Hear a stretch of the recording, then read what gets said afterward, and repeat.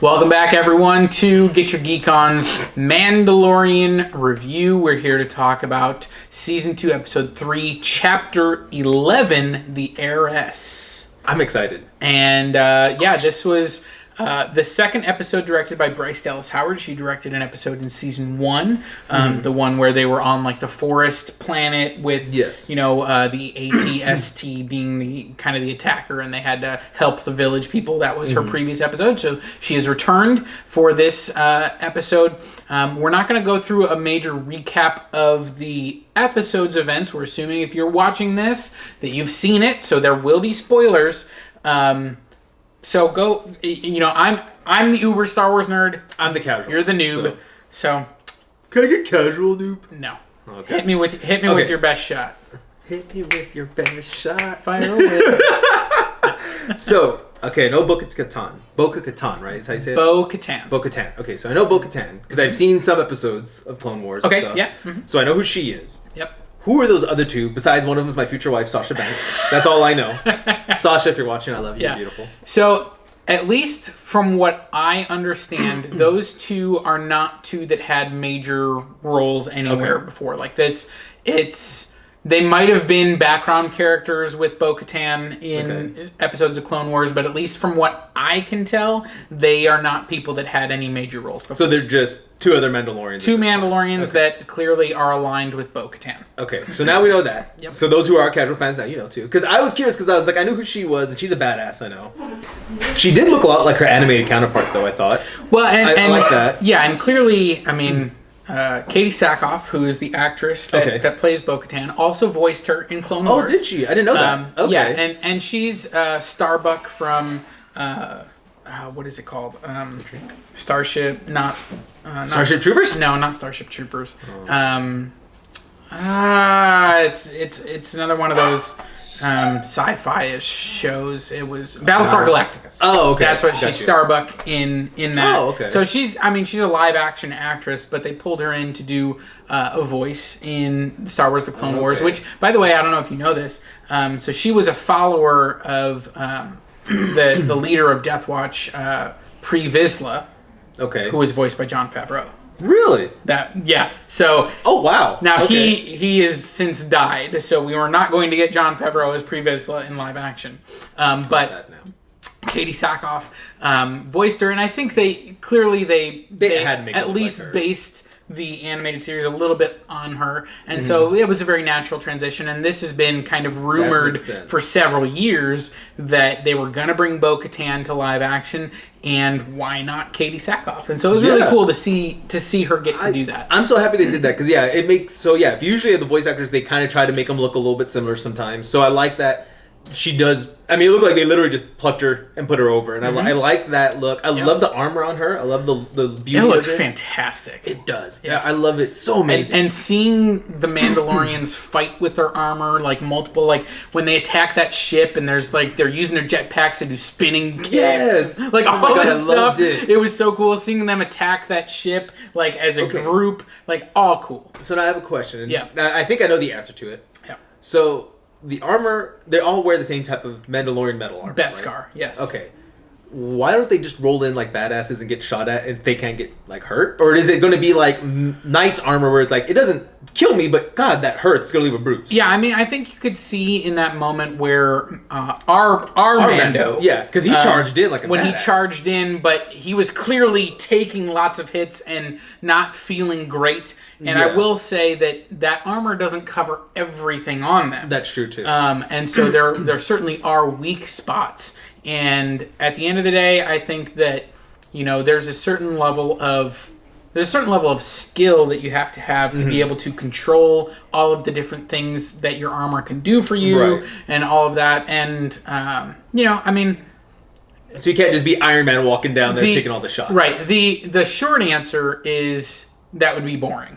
That's true. She's going to take all these books. So, true. I mean, I think it works really well. It does. And I like that they did show that he could do it, but like you said, he was hurt. He was like, okay, this doesn't feel good. Right. So here's my last question. And again, we talked about this a little off camera.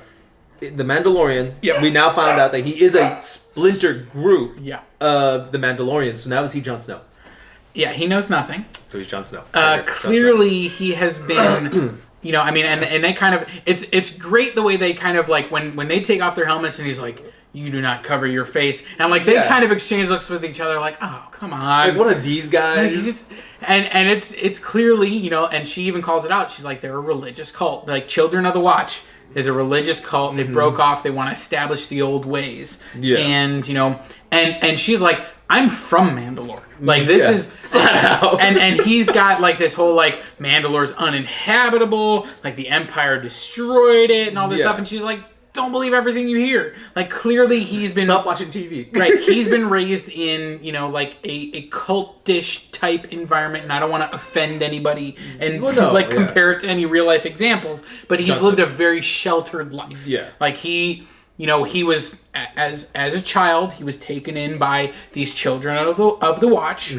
And since then... That's all he knows. Everything they've told him, he's hook, line, and sinker. He believes it all. You know, they're hiding in coverts. They can't go back to Mandalore. You know, they never take off their helmets. Like, all of these things. And, you know, you've got Bo-Katan, who... I mean, we know as audience members, yes, she is from Mandalore, and she was actually part of a separate group as well called Death Watch that wanted to rediscover their warrior ways because her sister, who was the leader of Mandalore at the time, was kind of, you know, looking to take it in a more diplomatic route. And, you know, Pre-Vizsla and Death Watch were like, we're going to... You know, we want to be warriors. We're Mandalorians, and so she's part of that. And you know, I think by the end of her arc in Clone Wars has kind of found a good middle ground where she still wants to be a warrior, but she also understands the importance of diplomacy and peace and those types of things. And you know, at the end of the day, you know, she was never necessarily a hero in Clone Wars. I mean, when she was first introduced, she was definitely more of an antagonist. Because her sister was, you know, the hero, and she was part of the group that was like, we're gonna overthrow my sister. That kind of stuff. And so she's never been a necessarily heroic character, and you see that in this episode. I mean, even the way she's like, you know, when you know, major Empire Strikes Back moments where Mando's like, you're changing the terms of the deal. Which, you know, in Empire Strikes Back, you get the Darth Vader, you know, pray I do not alter it further. And of course, in this one, you just get her going, this is the way. I love how she threw that in his face. I was like, oh yeah. Which is great because I love her now. Because that is clearly, that's a Children of the Watch saying, this is the way. Because we've never heard it from any other Mandalorian in any other thing. Like, and so... Whether it be the helmet thing or this is the way, like that is all part of this Children of the Watch. And so to hear her kind of say that back to him, like, yeah, I know your words, and you're a little bit crazy, and this is the way. That was such a jab at her. It was almost like, you know, like if you finish the sentence, it was, this is the way, I'm doing it. Deal with it. Exactly. And I loved it. I loved how she came off. Like, I think they did her justice. Yeah. I really do think they did that whole scene perfectly, I think. Yeah. And I do like that. I love how you commented already. Mando is sheltered. Our Mandalorian. He's been sheltered. Yeah. So he almost... If I give you money, I'm going to trust you. And I like that we keep seeing... And especially in this one, it was like, okay, here's the money. Okay, I'll get you this one guy. And then he ends up on the boat, and they just want his armor. I did not see that coming. I didn't either. I was like, you know, what is going on? And then all of a sudden he just... swipes Baby Yoda right into that pit, and I was like, what? Yes. I was like, what is happening? And that was insane. and clearly they established that the Mandalorians already know that he's there. Yes. Because Sasha Banks, you see her earlier, you know, kind of watching him arrive on the docks. Yeah. And so, you know, they established why they were able to find him and save him and Baby Yoda. And you get actually really great callbacks to him being a foundling when Bo-Katan is reaching into the water saying, take my hand. Because, you know, like that is clearly strong for him. Yes. You know, that moment of, you know, a Mandalorian extending their arm to save him. I didn't even think of that. You're seeing that kind of play out again. So this is, I did have a question that just from a storytelling perspective, I don't think that they really established why... After they kind of rejected each other, if you will, on that ship, why did they try and still recruit him? Like, I don't understand why they needed him. And that's true. You know, like, what's the difference between 3 and 4 attacking that ship? Like, why did they feel like they needed a 4th? I didn't feel like they established that, and it didn't make sense to me why they would show up and save him again. Yeah. Because I didn't really feel like they needed him. I mean, unless... So she's supposed to be the ruler of the Mandalorians, right? At this point? I mean, yeah, so her journey ended in Clone Wars with her having the Dark Saber, which clearly she does not anymore, and she's after it. Yeah. And that is kind of a symbol of uniting the Mandalorian people. It was Sabine Wren, who was in Rebels, had it for a time, and then backed Bo-Katan and gave her the Dark Saber. And so she was the person that was going to unite all the clans of Mandalore and lead them into the future. And clearly, when the Empire came to power, they did the purge and all that stuff. And, she clearly lost the Dark Saber and now wants it back to, again, unite Mandalore. I mean, it could be simply as simple as that is still her people. It could be. I mean, I don't know her mindset. You would know better. I mean, that could just be that he is still, even though he rejected us, he is still a Mandalorian, so we're still going to help him no matter what. Yeah, I guess so. It just felt like they didn't establish it real well. That, or you know what? You always need to escape. You just need one guy to die. So, I mean, take him onto the ship. Hopefully he'll get killed, and you don't have to worry about this. Wow. I mean, not saying that there's people like that, but you never know. I don't know. I mean, and I liked, Moff Gideon. We only seen him that little bit. Yeah, we see him just like in season 1. He's the first time we see him is in a hologram. Exactly. We see him again. I want to know how scary is this guy, because obviously he's scary enough to make this guy kill his 2 pilots and then literally commit suicide, ready to go die. Yeah. Well, and I was watching it with my wife, and like at that point where she was like, what's happening? I was like, they can't, like the ship. Taking it away from these Mandalorians is more important than saving lives or anything. Like, the whole point is they can't get this stuff. We can't let them have this stuff. Yeah. And we're willing to sacrifice for it. It's like, long live the Empire. And again, this is 5 years after, the Empire has been defeated, if you will. So who is this then at this point? So Moff Gideon is supposed to be, I'm guessing he's like the leader right now. I mean, at least of his group, and this is something that's been part of Star Wars lore for a long time, whether it be Legends or it's now the new canon stuff, is that just because they blew up the Death Star and killed the Emperor doesn't mean that all of a sudden the rest of the Empire just went away. Exactly. Like, all of these other Imperial officers, all of the the weaponry, the ships, the everything, all of that was still there. So yes, they defeated the Emperor. They blew up the second Death Star. They're, cheering across, all the planets in the, remastered Return of the Jedi version. But at the end of the day, all of these remnants still remain, and some of, just like in real life, some of them probably, are more than willing to hang it up and go, okay, we're never true believers anyway, and so we're going to throw our weight behind the new government. Yeah. And some of them are probably going to resist until the end, and that's a Moff Gideon. And clearly, he's got followers, and the loyal followers, obviously. The Empire still exists, even if the Emperor is gone. Exactly, because like you said, there's still people who are going to want to follow that way. Yeah. But I mean, I just can't believe that he kills his 2 pilots, is ready to crash a ship. They stop him from crashing it, and he still takes the equivalent. And I like how they did it, a cyanide pill, but it was like electricity.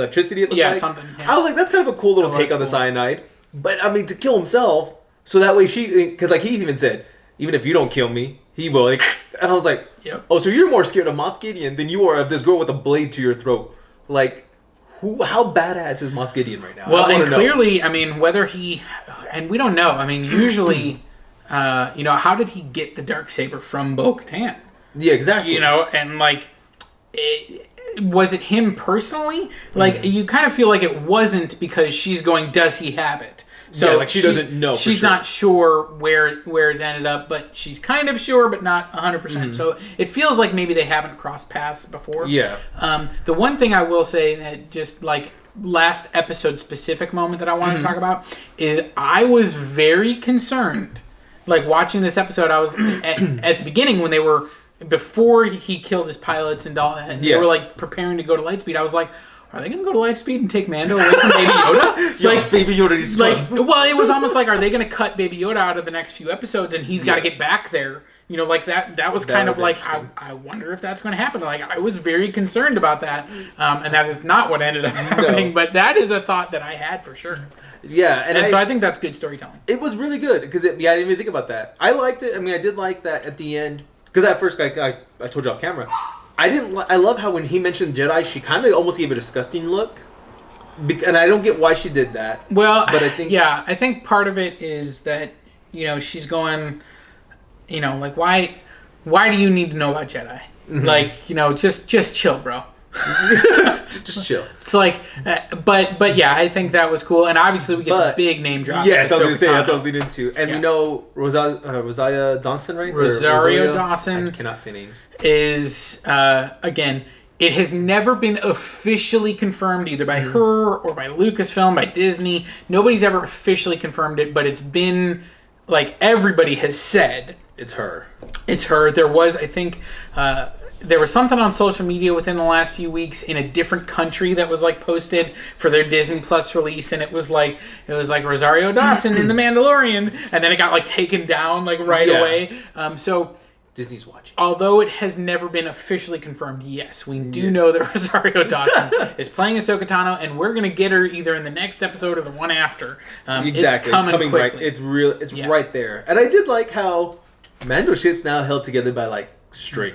Duct tape. Legit string and duct tape. I love that, like, when he gets back in it, it's been, like, fitted with all of, like, the stuff that a ship would have. It's got, like, rigging and stuff like that. Yes, and he's like, Mon Calamari. He's so bad at all of it. I'm like... It's pretty great. It is taped together. Yeah. And again, I love his awareness, though. And again, it shows his badass side. Because, again, the little spider thing comes up.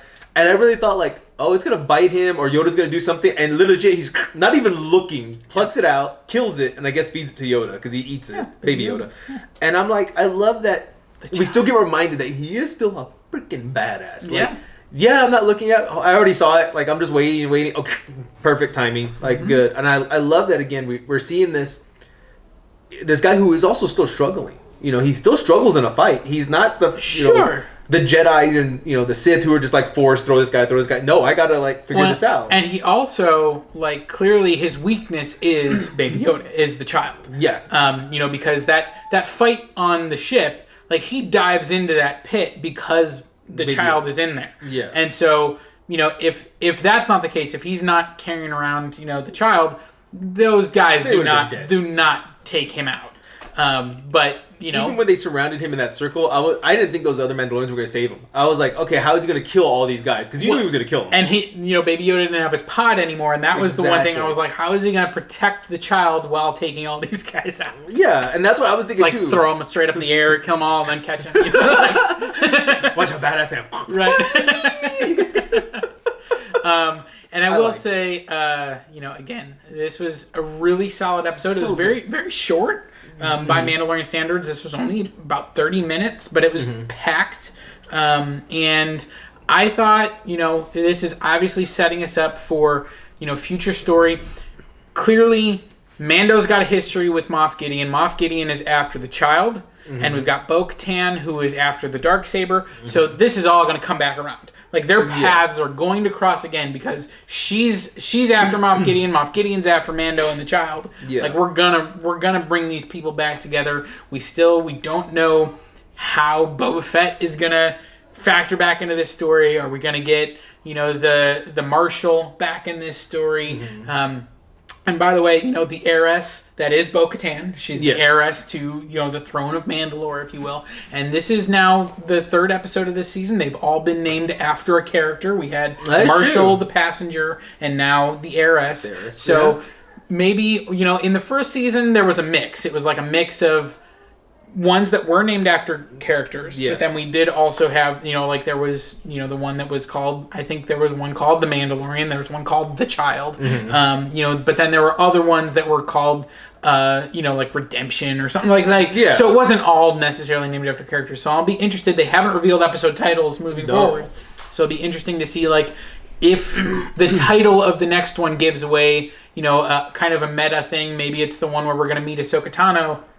and it's the Padawan or something like that. You know, like where that's Ahsoka. That we're going to see because, again, if you're not caught up on your lore, Ahsoka Tano was the Padawan that Anakin Skywalker had during the Clone Wars. She left the Jedi Order shortly before Order 66 when she was falsely accused of bombing the Jedi Temple, and she kind of lost faith in the Jedi Order because they didn't believe her when she was saying, like, this wasn't me. I didn't do this. And they basically, like, rammed it through, you know, the courts. And it was like, you know, you're guilty. And, like, they just, you know, and so she lost faith in the Jedi Order. She left the Jedi Order. So she's not technically a Jedi anymore. Is she friends with Bogatan then? Because they see you, like, saying my name, kind of like, and she'll let you in, kind of. So the final arc that we got, at the end of last year when they did season 7 is their paths had crossed before in the Mandalorian arcs of Clone Wars, but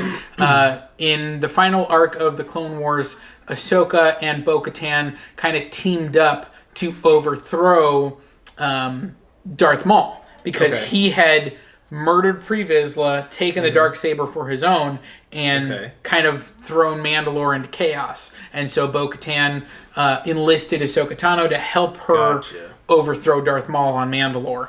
And so they did team up. They're, you know, kind of friends. And by the way, Ahsoka Tano, the last time we saw her was in Star Wars Rebels, which that takes place just before A New Hope. And so it's about, you know, maybe 10, 15 years before the events of Mandalorian. Is where we last saw Ahsoka Tano. And she was heading into the unknown regions to find Ezra Bridger, another Force user who's not technically a Jedi, but a Force user who had kind of disappeared into the unknown regions. And so she had gone after him. So now she's obviously been back from that journey, we think. Because this is after A New Hope, right? This is after all of the events of the 3 original movies. New Hope, Empire, and Return of the Jedi. This is 5 years later. And so obviously she's at least stayed in contact with Bo-Katan or has returned. And so Bo-Katan knows where she is. Right where she was, And, you know, at the end of the day, we don't know. Does that mean she found Ezra? And, like, maybe we're gonna see Ezra Bridger too? She went off with Sabine Wren, who was another Mandalorian. So will we see Ahsoka and Sabine together? Is it just Ahsoka? Like, there's so much that we don't know. And how much this is going to tie into Rebels, we don't know. Are we going to get a spin-off, you know, with that story? Like, Dave Filoni loves all of this stuff. So, yeah, we're going to find out. There's a lot of story to mine, and it'll be really interesting to see what happens next. This is something, and I'll say this again. I'll probably say this in every video. This is bringing me more into Star Wars. And I really like, because, like, cool stuff. I was talking to Eric Ayala, who's a streamer that I know, and he was like, you need to watch Clone Wars. They said, I mean, you've told me too. And I'm like, I need to watch that. Because, again, I don't care for the movies. I don't care for the Skywalkers. I want to care about these people. Like, what's going on with, you know, Ahsoka? What's going on with Mando? What's going on with this girl now? Now, I'm really liking how all these other characters are playing out. But I think it's because we're also getting... We could go more in depth in a TV show than you can in a movie. Movie can only tell so much of a character. Oh, sure. I mean, there's a lot of people will say this, and I agree, is that the prequels become better movies because of the Clone Wars series. Because you actually get so much more time with Anakin and Obi-Wan. And so... You know, like in the movies, Anakin is just whiny the whole time. You know, they establish that they're, you know, at the end, it's like, we were brothers, you know, like when they have that fight. And you're like, I never felt that. Like, the movies don't show that. The movies show, like, master and apprentice, and they kind of have a fun banter, but also Obi-Wan is always putting Anakin in his place. Like, you don't get the sense that they actually were brothers as much as it was more like... You know, like almost an uncle-nephew type of relationship. And in the Clone Wars, you get much more of that brotherhood between them. And you also see Anakin have to... I mean, like, the reason he's assigned a Padawan by the Jedi Council is because basically Yoda is like, we need to find a way to temper Anakin's out-of-controlness. And so he already sees him going to the dark side? Absolutely. And not necessarily dark side, but like that he's not going to fit into the little mold that we want him to. Okay. And this is a way to teach him responsibility. This is a way to teach him that he, and so like they assign him Ahsoka Tano as a Padawan in order to kind of rein him in. Oh. And so you see all of that in the Clone Wars. And there are bad arcs and bad episodes, just with anything. But there's a lot to love in the Clone Wars series. I definitely recommend it. Rebels is the same way. There's a lot of good stuff in there. There's some stuff that I don't really care for, but I think the animated stuff in Star Wars has really been very good. Mandalorian's hitting that too. The last question that I have for you, okay, as we get into this, so. We talked about how Mando is being confronted now as, what you believe in is all just it's a load of crap, and you don't have to believe it. And so is this a way for moving forward? Are we going to get more Pedro Pascal actually face? Like, is he going to start taking off his helmet at some point? Is he going to go back on this is the way? Yeah. Is he going to reject some of those teachings? I think if we can keep bringing in Bogatan and other Mandalorians, he'll start picking up on it, and he might change his ways. But I think if it's just going to be these one-offs, like, okay, I see him here, I see him there, he's not, because there's no other influence on him at this point. But if he can go talk to her, and she's like, hey, let's go back to our home planet, and then maybe he starts seeing, oh, crap, like, this is what's going on, maybe he'll change. But I really think, what I think they're going to do is kind of what they did in first season. We won't see his face till the very end. Well, and another thing that I said that was last question, but now I have another question, is... what is the end point for the child's story? Like, exactly. I'm going to bring, I've been quested to return to his own kind, so I'm going to bring him to the Jedi. Well, Ahsoka Tano, A, is not technically a Jedi anymore. Mm-hmm. And B, what's she going to do with a Force-sensitive child? Like, this is like, Mando's going to show up, drop the baby off, and be like, all right, I'm out. Like, he's clearly bonded at this point. Yeah. So... what is the end point for the child in this scenario? And that's like something where I wonder if they already know where they're going with this, or if they're kind of making it up as they go. I think Jon Favreau already knows. I think he knows where he wants all of this to go, and as a producer and all that, I think he has a plan. Personally, what I think is going to happen, like you said, she's going to be like, I don't want this. And either I think it's going to go from finding the Jedi to finding his people, his own, like, Baby Yoda people. They don't have a name for his race, right? No. So whatever Baby Yoda people are, take them back. You're gonna have to go to this planet. This is where they're from, and go from there. Or I really think he's going to become a Mandalorian too. Like, can we have a Baby Yoda Mandalorian? Because they can adopt, obviously. Well, essentially, and we don't know. Again, obviously he's a Force user, and we still don't know his age, like how he ages, because he's 50 years old at this point. But of course, he's acting like a toddler. Yeah. Well, we know at this point we're only about 15, 20 years from the events of The Force Awakens. Mm-hmm. But he's nowhere to be found in those movies. These characters aren't anywhere to be found. So, are we leading to a dark ending? Or are they just still in the background because he's a Force user, but he's still too young to get involved? Like, I would like to see this one go evil, though. I won't lie. I would like... Because, he's already... And I think he's going to not go evil, but he's going to be kind of darker because... You can only be around so much bad before it starts affecting you. Like, he sees Mando killing a lot of people. Let's face it, he's watched him kill a lot of people. Sure. And especially with the jetpack being like in the other episode where he's like, really? Like, you're gonna... I'm gonna kill him. Kills him. Yeah. And it's like, Baby Yoda, I think, is gonna get influenced by that. And, he does want to protect Mando. So he has shown that he'll, maybe not kill, but he'll help Mando. And he knows Mando's gonna kill him anyway. Like the Rhino. He knew Mando was going to kill it, but he didn't want Mando to die. Yeah. So he's going to stop the Rhino from chasing him. So I don't know. I would like to see a little bit darker Yoda.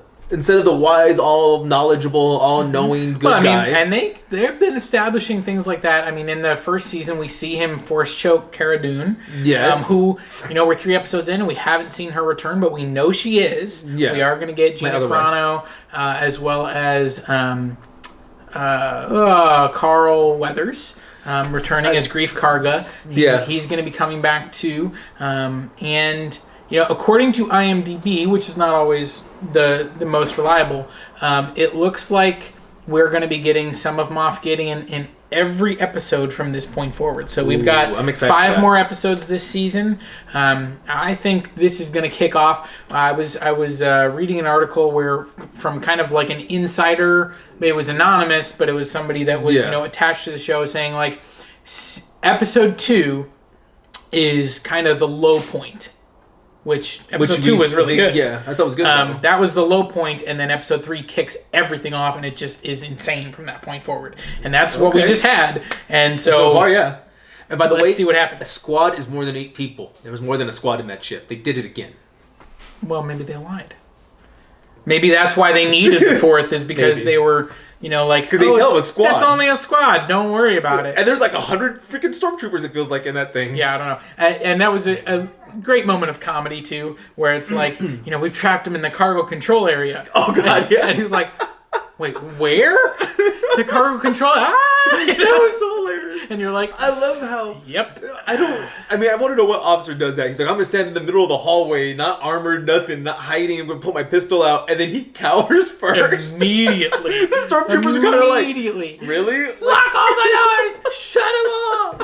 He was my favorite part. And I do love that he's like, we got him trapped, and it's like, wait, no, they're in the control area.